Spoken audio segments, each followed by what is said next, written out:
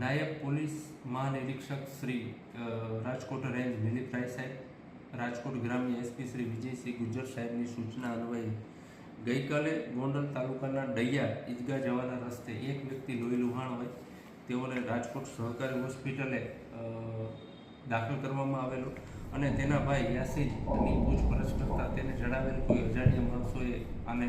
માથાના ભાગે મારેલ હોય, જેથી તાત્કાલિક ગોંડલ તાલુકા પોલીસ સ્ટેશન ખાતે બીએનએસ કલમ 109, 118(2) તથા જીપી 135 મુજબનો એફઆઈઆર રજીસ્ટર કરવામાં આવેલી હતી. આ ગુનાના તપાસમાં એલસીબી રાજકોટ ગ્રામ્ય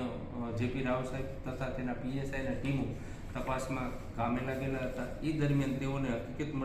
મળેલી કે આસિફભાઈ સત્તારભાઈ ડેલા U31 રે ગોંડલ, બીજા નંબરમાં આજે ઈજા પામનાર છે તેના પત્ની નામિયા વાઇફ જુનેદભાઈ ઇબ્રાહીમભાઈ કમીર જાતે મેમણ રે ગોંડલ વાળાઓની ઊંડાણપૂર્વક તપાસ થતાં તેને જણાવેલું કે આ નાબિયા અને આ આસિફભાઈને પ્રેમ સંબંધ હોય અને આ નાબિયાને તેનો પતિ તેનો પતિ જે હતો તેને હેરાન કરતો હોય, જે અનુસંધાને બંને વચ્ચે પ્રેમ સંબંધ હોય અને તેઓ આ એના પતિથી ત્રાસી ગઈ હોય, જેથી આ બંને લગ્ન કરવાનું નક્કી કરી અને આ જે ઈજા પામનાર જે છે તેઓને મારી નાખવા માટે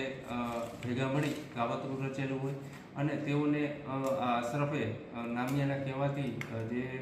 ડૈયા ગામના ઈદગાહ પાસે રસ્તે બોલાવી હથોડીના ઘા વડે માથામાં મારી તેઓને ઈજા પહોંચાડેલી હોય. આમ ગોંડલ તાલુકા પોલીસ સ્ટેશનનો આ ગુનો ગણતરીના કલાકમાં એલસીબી પીઆઈ રાવ તથા તેની ટીમે ડિટેક્ટ કરેલ છે અને હાલે આ તપાસ ગોંડલ તાલુકા પીઆઈ ડામોર ચલાવી રહ્યા છે.